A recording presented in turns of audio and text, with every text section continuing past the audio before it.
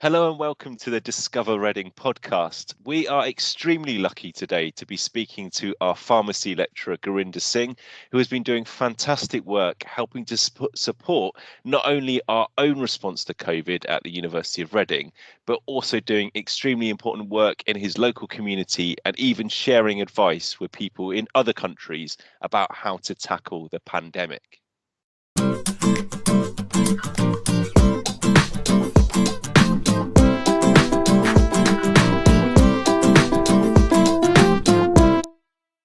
First of all, Gurinder, could I get you to introduce yourself and also tell us who you are and what you do? Thank you for having me today. So I'm a pharmacist. I graduated from Reading in 2012, and I've worked across sort of various different roles over the years within pharmacy. Currently, I'm working in a GP practice surgery, and alongside that, I work as a lecturer in pharmacy practice here at the Reading University. So I divide my time up between sort of my practice role alongside my academic role. Fantastic. And how does that work for you, is juggling GP practice and lecturing? Is that all right with you, like doing both at the same time? Yeah, so on paper, it sounds fancy, doing two roles and being in multiple places, but actually it's quite challenging because the demands of the job are that you can't leave something from the beginning of the week and not pick it up until next week. So it ends up being that you're working on both jobs all week, every day. Because emails these days are coming thick and fast. And as much as you say that you're not going to respond till your working day, but when you've read an email and you've seen it, it's quite hard not to respond to it. So it ends up being that you're working both jobs every day. So it's challenging, but I really, really do enjoy it because it allows me to put my practice into next generation of pharmacists. Yeah. And I think that's a really big key for any practitioner wanting to do this, because you're developing a whole new generation of pharmacists, and you choose how to do that. So you give them that confidence, you give them skills that you've learnt. So I think it's a really beneficial role to have. Yeah, that's fantastic. So what people are learning in the classroom one day is literally informed by what you're doing at the same time in practice. Yeah, so I remember even when I was studying here at Reading, some of the people that actually inspired me were the teacher practitioners, because you can relate to them a bit more. You know, the job that they're doing is what you're going to be doing in 3, 4, 5 years' time when you qualify. So that relationship between a teacher practitioner role that I hold is key for students that study pharmacy, because it's easy for them to ask questions about my current role, and it's easier for me to understand which direction the course is going in. And we know that you've had like a super busy year, particularly with lots of stuff related to COVID. I know, Chris, you've got some questions around that. Definitely. Gurinder, I know that 2020 and 2021 have been quite busy years for you and for our listeners. This is quite an impressive list from my research, but I saw that you were translated COVID-19 advice into Punjabi. You've been administering the vaccine to homeless people in London, and you also led the COVID-19 case management team here at Reading. Very impressive. Particularly the last part is something we would like to focus upon. But can you tell us a little bit more about the COVID management team here at Reading? What is it and why is it important? Yeah, so I think you've definitely got the super busy year correct there. I don't think I ever imagined doing everything that we have done in the last year. But at the same time, it's been rewarding knowing that you're doing something for the greater good of our public health. In terms of the COVID management team, that came out of literally nowhere. So I had a call from the Vice Chancellor's office on the 30th of September. Before I even had the chance to tell my wife or persuade her to allow me to do it, I'd already started the role the next morning. So big a whirlwind it was. And where it came from was because since sort of last May, I'd been working on the National Test and Trace, and I'd started sort of with the team from the start. So I knew sort of the rollout, I knew some of the challenges that we'd faced and how we overcame those. So I think what the intention was to replicate something similar, but at a local level for our students and staff on campus. And the aim of it was to contain the spread of the virus. And I think if anyone sort of remembers that peak in October, it was spreading fast across campuses in the UK, and it was unfortunate, but there was obviously SAGE and government saying that this is going to spread like wildfire in halls and across universities. So I think that's where the idea came from, that we wanted to suppress that and make sure that didn't happen.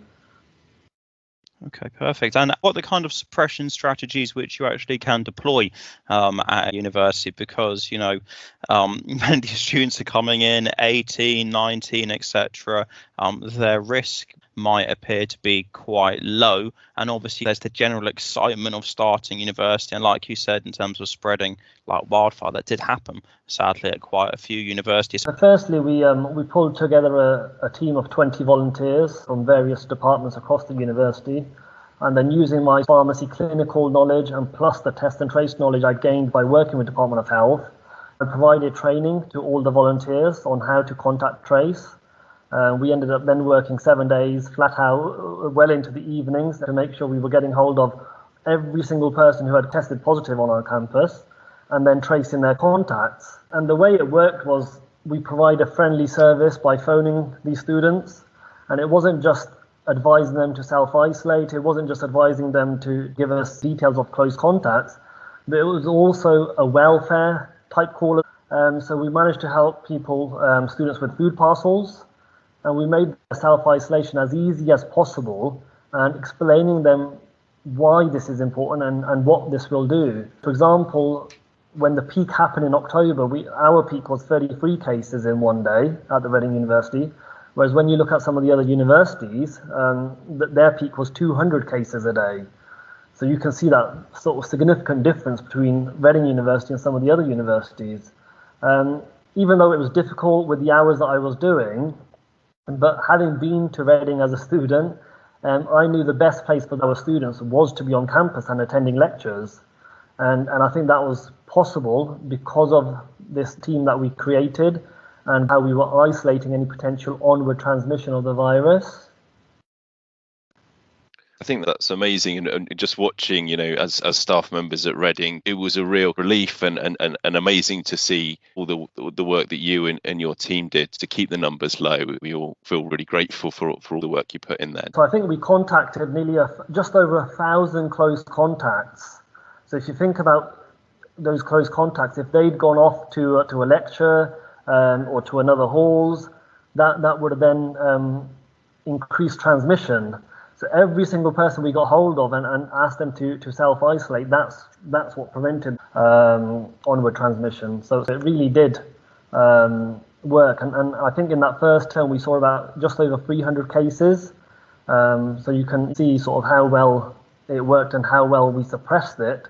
And then that meant the actual Berkshire area as a whole kept their cases lower. Because remember, a university is part of the local community as well. So it's not just us looking after the university, it was us looking after those students living in the community. So we worked very closely with the public health director of Reading as well. I think, just to echo what Phil said, it was something that I felt quite proud of as a staff member, seeing that positive impact. And actually, it's something which could have been spoken about more in the media, the actual university success stories where this suppression strategy has helped and where there's been a positive impact upon the local community. Were there reasons why some of the universities found it harder? For example, was this often because, I think, not to name any universities, but some of these universities, for example, had their major halls in town, well away from the campus across the city? Was that a significant reason why some of the universities found it harder to suppress as effectively as Reading did? Yeah, so I think that's an interesting point, as in the advantage we had was our campus is all in one place, whereas if you look at some of the other city universities, their halls are very spread out. Even some of their actual educational buildings are very spread out. But having spoken to some of the students, and they said that they've got friends at other universities, and they gave us a couple of stories of how they were being treated, and we saw obviously all those stories about in the news about cages being put up, and when you're that kind of age, you're more rebellious. So if you don't work alongside that age group, they're going to turn against you, or they're going to want to do things which shouldn't be done. So the approach that we took was we worked alongside the students because they're such an important part of the community. After all, that they're adults now. And we found that working and engaging with the students really helped.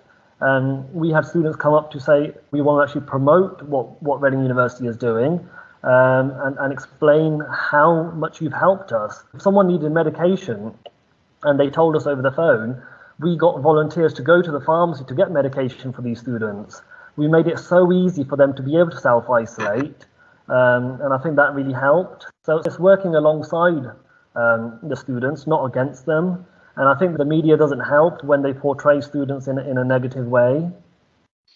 Definitely, that work had a huge impact, and now vaccines being rolled out across the country. And as Chris mentioned, that you have experience of administering the vaccine yourself.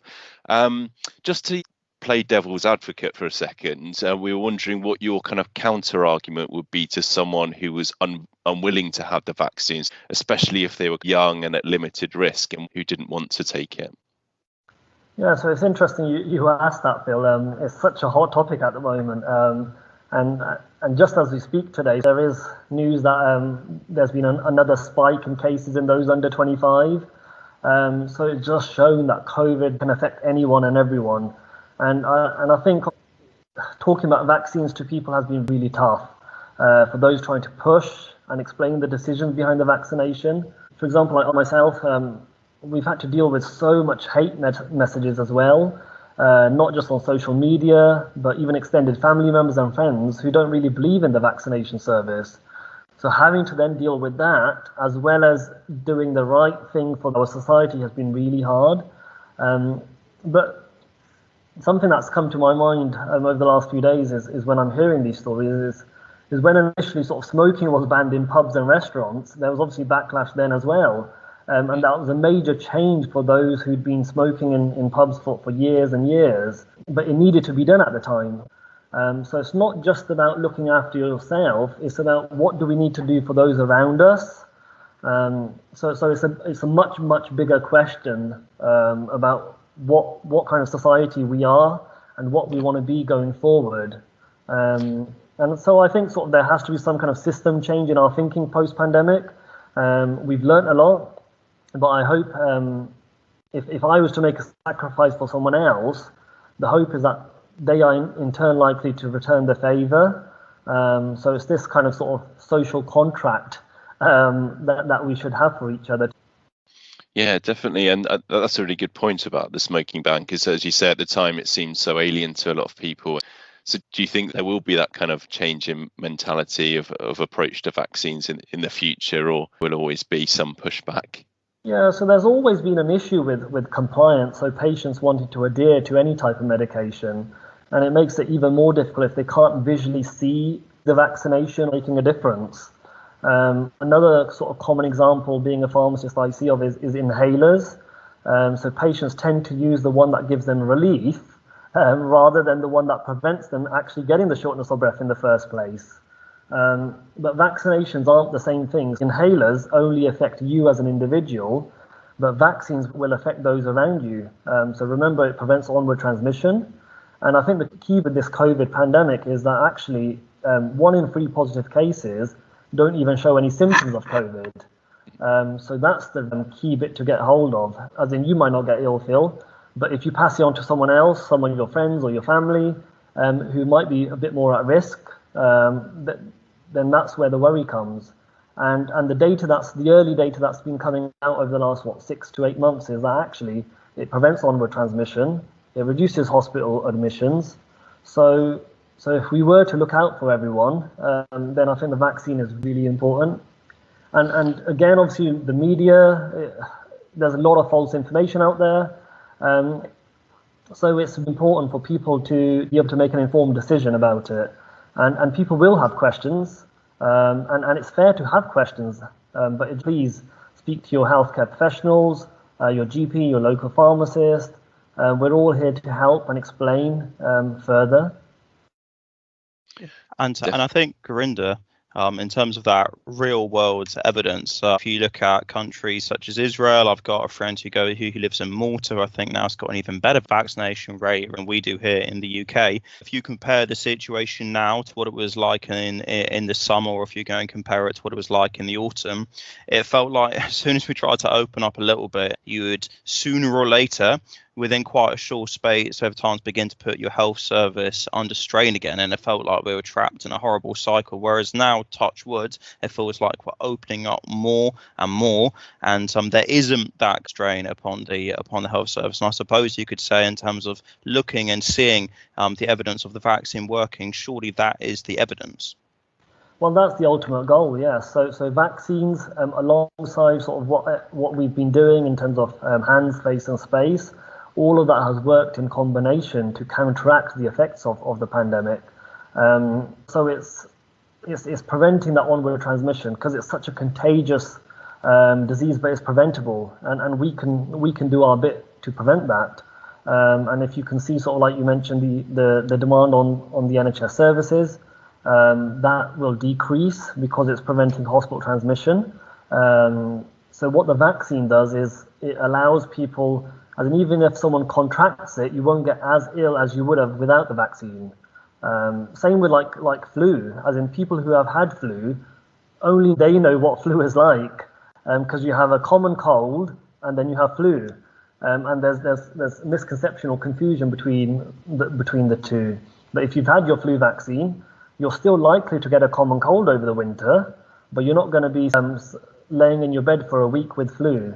So it really does make a difference. Okay, so on to the next segment. One of the questions which we had is, well, Gurinder, one of the great tragedies of COVID has been the disproportionate impact upon BAME communities. So this is often mentioned in the media, but what does this mean exactly? Does this mean that the risk of severe disease is worse for these communities?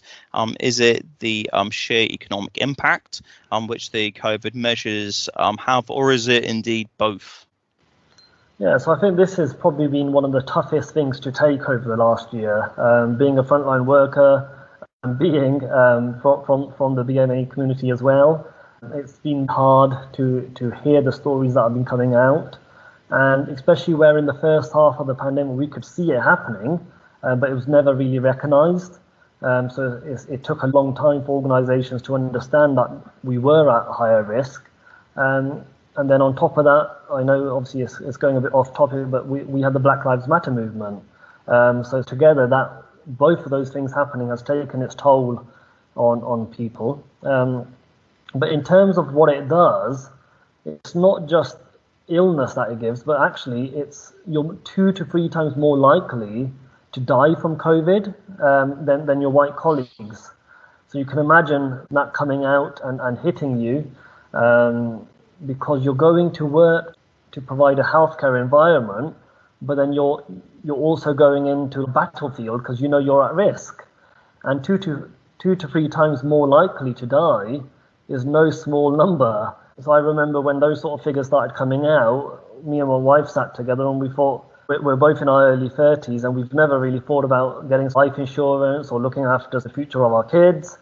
But these were thoughts that were going in our mind, that we actually went out and got life insurance for the first time ever. So that's how much it's been a struggle for us.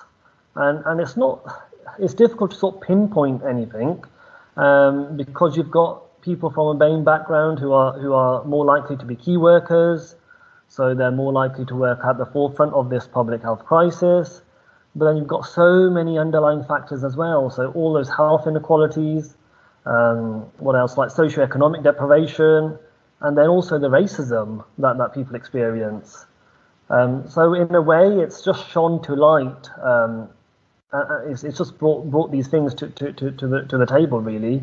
That there's unacceptable health inequalities amongst ethnic minority people.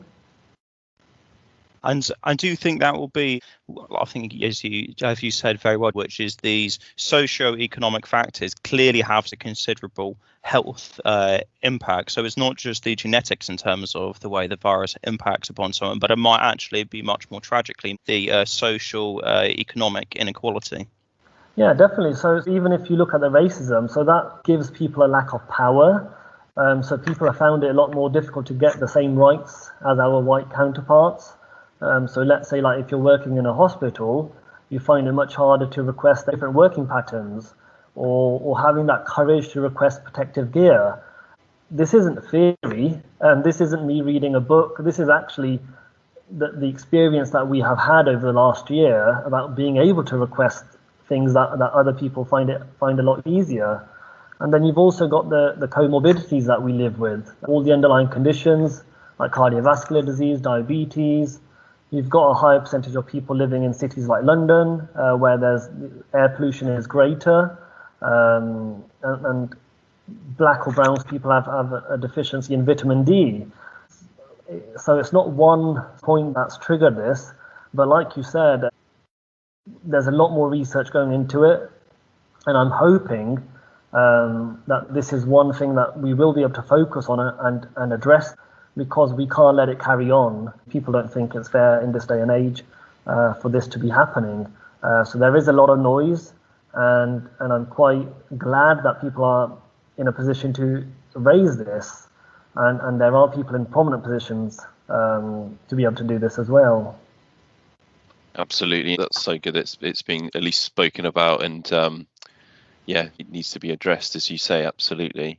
And sort of next question. So me and Chris were reading a academic paper which you were a contributor to, where it describes pharmacists as the unsung heroes of the high street, and that clearly links in with some of the things you've been talking about and the risk you've put yourself under being on the front line. But just thinking about pharmacies, we wanted to ask you how critical pharmacies will be in the vaccine rollout and delivery of therapeutics to treat COVID in the future. Yeah, so obviously from the reading that you've done, you've seen that pharmacists have been described as the unsung heroes, and no matter what sector that we've worked in, everyone's played a pivotal role in the fight against this pandemic. So you saw those stories from back in April last year, where community pharmacies kept their doors open, and those were sort of the worst times we've ever seen in our lifetime. And pharmacists, healthcare professionals contributed to delivering medication to vulnerable patients. More recently, you've seen pharmacists take center stage in the rollout of the largest ever vaccination program. So it's been a massive burden, but I think pharmacists have really stepped up to the plate. And we can see here at Reading University that the number of sort of pharmacy applications has exponentially grown over the last year because of the role that we've taken. And potential students are looking at that and thinking, I want to be able to do that. It's like when we hear stories from our sort of grandfathers, forefathers about fighting in the army. It inspires you. And the same way, this is our career, so students are being inspired to actually go on to study pharmacy. In terms of the future rollout, we've got so much experience. We've got the infrastructure in pharmacies. So this winter that's just gone, we delivered 2.6 million flu vaccines in such a short space of time, but that was 1 million more than last year, and the capacity is there to scale up. So if you think about it, majority of your pharmacies are 96% of the population can get to a pharmacy within 20 minutes by walking or even using public transport. So it's really, really accessible. And you're open weekends, you're open evenings. So pharmacies will play a really, really important part in future healthcare. And I think patients really appreciate it. They know their local pharmacists. And we know our communities. So this is the important bit here. As a local pharmacies, know the community that you're serving. So we can tailor the healthcare service to the needs of the local community. So I think if I think back to a couple of years ago, I remember setting up a meningitis B service and a HPV vaccination service. And we did that around universities. And in one case, we did it around where there was an unfortunate passing of a young child from meningitis. So we scaled it up. We set up a meningitis B vaccination service because we knew that parents were concerned. We knew there was a potential sort of spread of meningitis around in nurseries. So it was really, really important to get pharmacies on board because they're such an important part of this multidisciplinary approach that we need to take. That's fantastic. That's just how central pharmacies have been. And just in terms of looking to the future and therapeutics to treat COVID, drugs for treating the symptoms of COVID, do you think that we'll see pharmacies being a key part of in the future as well? Yeah, so there's a lot of background research being done to actually get oral tablets, so rather than vaccination, and preventing those cases from happening, and early detection. So more recently, we've seen pharmacies roll out the testing kits.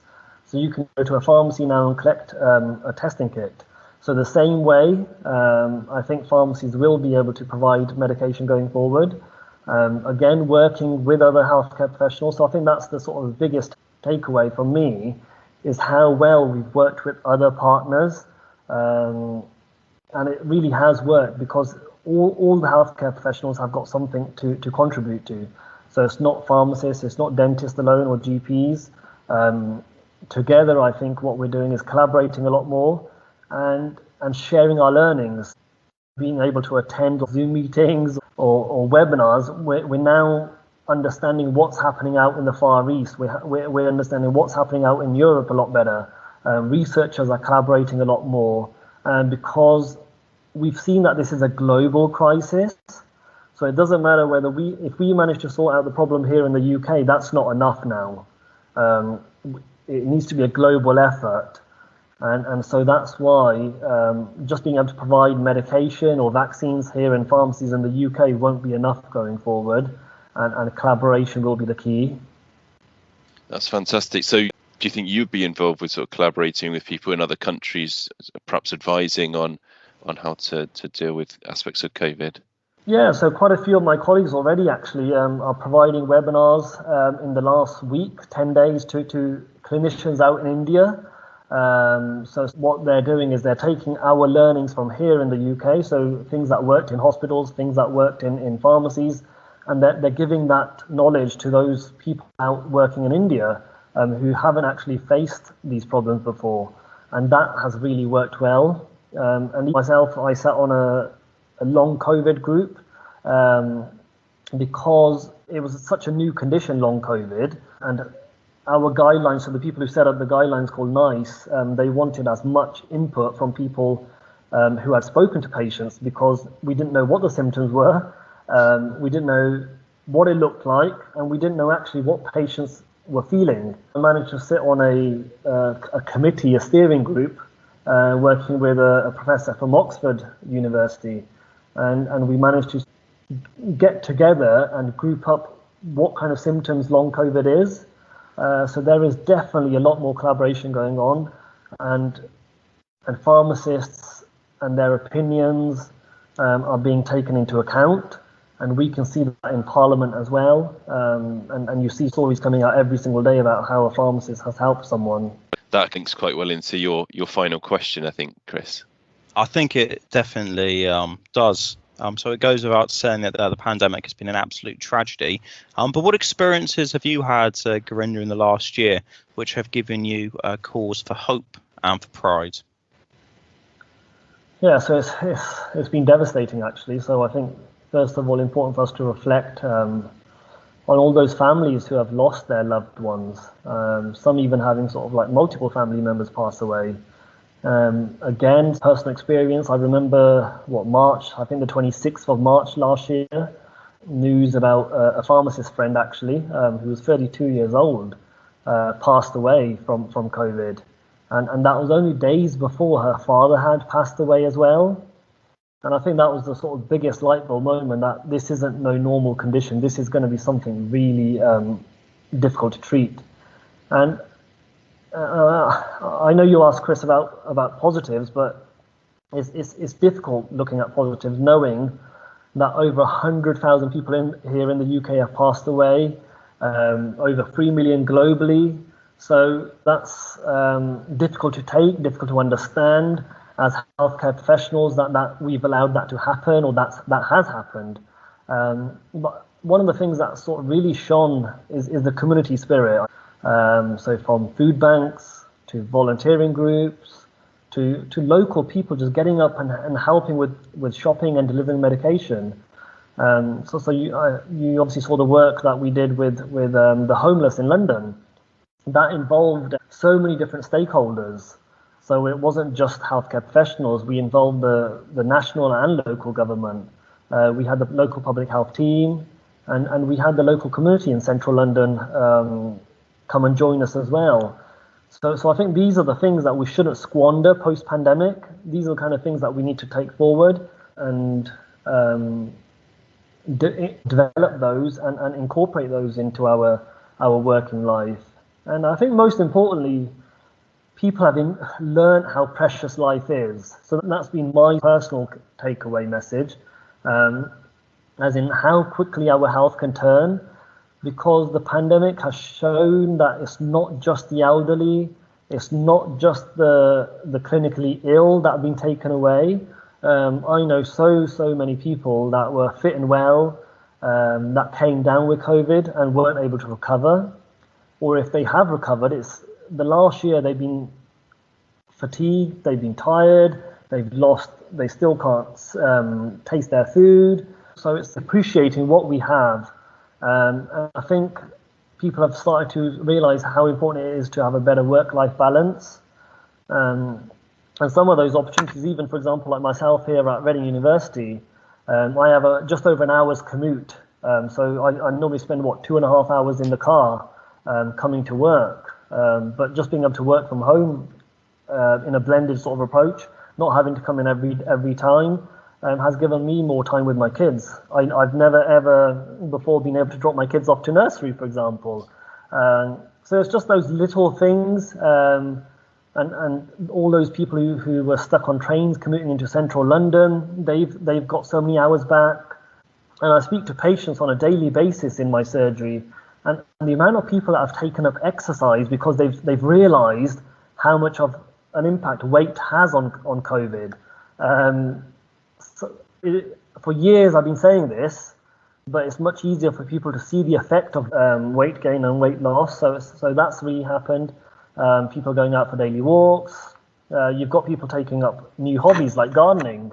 So there are positives out there, but it's important that we actually take them along with us, and we don't forget the stuff that we've developed over the last year.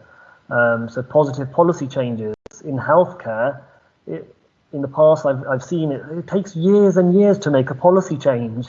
But in the last 6 months, we've achieved what we wouldn't have achieved over the last 10 years, for example. Living in Swindon, I've met people from London, I've met people in India, I've met people in the States, just by being available on Zoom. So I think that collaborative approach, being able to have meetings online, for example, like our professional body that pharmacists are registered to, they've made their AGMs, their general meetings available to us online. So over the last 8 years since qualifying, I've never attended even one because it was always in work time, always in central London, and that cost of getting a train to central London. But now where they're available online, it's made me much more involved in my profession. So amongst all sort of the negatives, those are the kind of sort of positives I'd sort of take on with me. That was a very poignant way to end. Just to add, people like yourself and the doctors and nurses, etc., have dealt with the worst health crisis we've had in a century. We owe them a huge debt of gratitude. I remember reading this time last year about the first ever Sikh doctor in the UK who came back to active service, I think in his 60s, and then sadly ended up perishing from COVID. That kind of guts and that kind of bravery is quite hard to put into words. And so I agree, although there's huge amounts of optimism we can take, we must also reflect honestly, and that does require a sense of poignancy when we reflect. Phil, I don't know if there's anything you want to add before we wrap up for today. Yeah, just to say thank you so much, Gurinder, for coming on this episode, and also, all the incredible work you've done for Reading and the wider community. Thanks so much for being here and for all that work you've done. No, thank you both. Yeah, thank you, Phil and Chris. It's just really important that we carry on with what we've started. Anyone being offered a vaccine I really urge you to take that up. And even if in the past you've declined it, you still have that opportunity to think about it and ask us questions. And you've got that option available there to have that vaccine. Let's not squander how far we've come, and let's keep up all the good work that everyone has done. Absolutely. Great. So yeah, very positive note to finish on. So thanks again, Gurinder. Thanks, Chris. And thanks a lot for listening. I hope you enjoyed that fascinating and poignant episode with Gurinder. Next up, we'll be speaking to Professor Matthew Worley about football and music culture, both in those olden days of the 80s and 90s, but also upon the future of both of those cultures in today's world.